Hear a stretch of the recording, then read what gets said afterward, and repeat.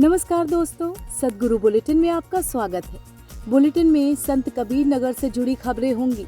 हम बताएंगे कि सदगुरु कृष्णानंद जी महाराज ने संत कबीर जयंती पर क्या संदेश दिया। साथ ही आगामी छत्तीसगढ़, ओडिशा और हरियाणा दौरे से जुड़ी खबरें होंगी। दूसरी और भी कई अहम खबरें हैं, तो चलिए बिना देर किए इन खबरों का सिलसिला शुरू करते हैं।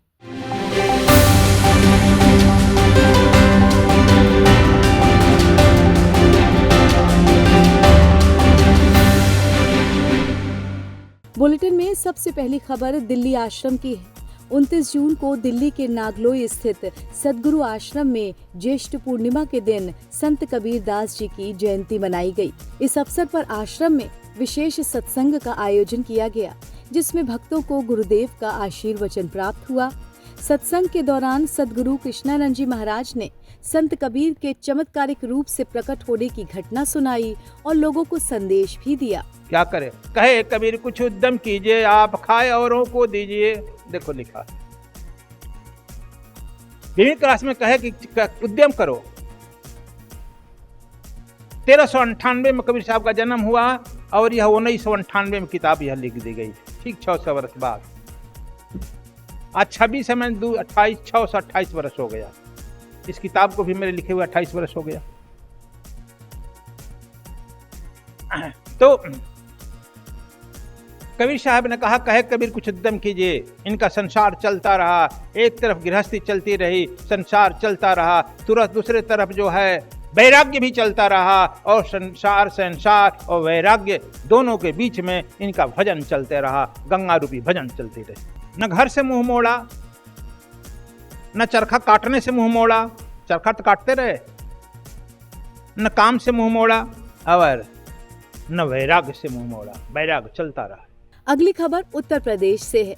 ज्येष्ठ पूर्णिमा और संत कबीर दास जयंती के परम पावन अवसर पर शाहजहांपुर के बहेट में हवन सत्संग का कार्यक्रम आयोजित किया गया।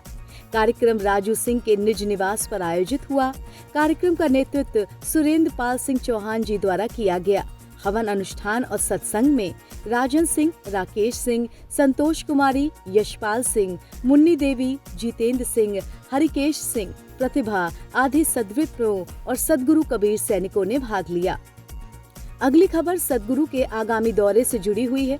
सदगुरु कृष्णानंद जी महाराज 16 जुलाई से 22 जुलाई तक छत्तीसगढ़ और ओडिशा के प्रवास पर रहेंगे। इस दौरान 19 जुलाई को छत्तीसगढ़ की राजधानी रायपुर में गुरु पूर्णिमा महोत्सव पर दीक्षा और आशीर्वचन का कार्यक्रम भी संपन्न होगा। अगली खबर हरियाणा से है। अगस्त के महीने में गुरुदेव 3 दिन के हरियाणा दौरे पर रहेंगे। इस दौरान वो 28, 29 और 30 अगस्त को सोनीपत में प्रवास करेंगे। इस दौरान रोज शाम 7 से 8 बजे तक भक्तों को गुरुदेव का आशीर्वचन प्राप्त होगा। 30 अगस्त को सुबह गुरुदेव ब्रह्म दीक्षा भी प्रदान करेंगे। सभी कार्यक्रम जय भारत स्कूल के पास और सेंटू फैक्ट्री के सामने गांव जाटी कला, सोनीपत, हरियाणा में संपन्न होंगे। अगली खबर वाराणसी में होने वाली पितृमोक्ष साधना से जुड़ी है।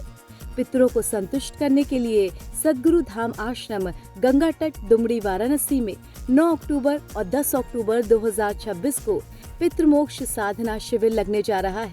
पितृमोक्ष साधना शिविर में स्वयं सदगुरु कृष्णानंद जी महाराज अपने सानिध्य में साधना कराएंगे।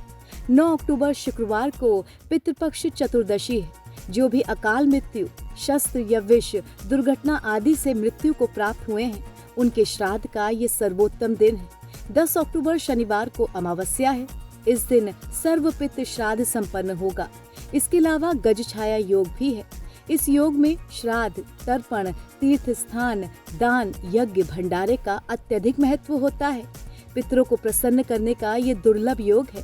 प्रत्येक मनुष्य अपने पितरों के असंतुष्ट होने पर ही रोग, शोक, लड़ाई झगड़ा, मुकदमेबाजी, धोखा, दुर्घटना आदि प्रकोप से पीड़ित होता है। और जब पितर संतुष्ट होते हैं तो घर में सुख, समृद्धि, संतान का आगमन, आपसी प्रेम और खुशहाली होती है। पितृमोक्ष साधना शिविर में नामांकन के लिए मोबाइल फोन नंबर 9684300203 और 9013547660 पर संपर्क कर सकते हैं। हर साल की तरह इस साल भी सदगुरु कृष्णानंद जी महाराज के मार्गदर्शन में बद्रीनाथ धाम लंगर सेवा का पुण्य प्राप्त करने का दिव्य अवसर आ गया है। सद्विप्र समाज सेवा द्वारा गुरुदेव के मार्गदर्शन में सद्गुरु आश्रम बद्रीनाथ में पिछले 13 वर्षों से लगातार लंगर भंडारा सेवा चलाई जा रही है। धाम के कपाट खुलने से लेकर दशहरे के बाद करीब 6 महीने तक सेवा चलती रहती है। इस पवित्र लंगर में योगदान देकर कोई भी पुण्य का भागी बन सकता है। मात्र 21 रुपए के योगदान से एक व्यक्ति की सेवा का पुण्य प्राप्त किया जा सकता है। 100 व्यक्तियों की सेवा के लिए मात्र 2100 रुपए और 1000 व्यक्तियों की सेवा के लिए मात्र 21,000 रुपए का योगदान दे सकते हैं। बद्रीनाथ धाम पृथ्वी का बैकुंठ है। यहाँ भंडारा कराने से देवता और पितर तृप्त होते हैं। आप स्क्रीन पर दिए गए QR कोड के माध्यम से अपनी सेवा राशि भेज सकते हैं। तो दोस्तों, ये तो था इस हफ्ते का सद्गुरु बुलेटिन। हम इसी तरह आपके लिए हर सप्ताह सेवा, साधना और सद्गुरु कृपा से जुड़ी ताज़ा अपडेट्स लेकर आते रहेंगे।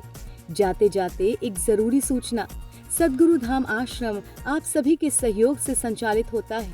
जो श्रद्धालु सेवा कार्यों में अपना योगदान देना चाहते हैं, वो स्क्रीन पर दिए गए QR कोड के माध्यम से इस पावन कार्य में सहभागी बन सकते हैं। जय गुरुदेव।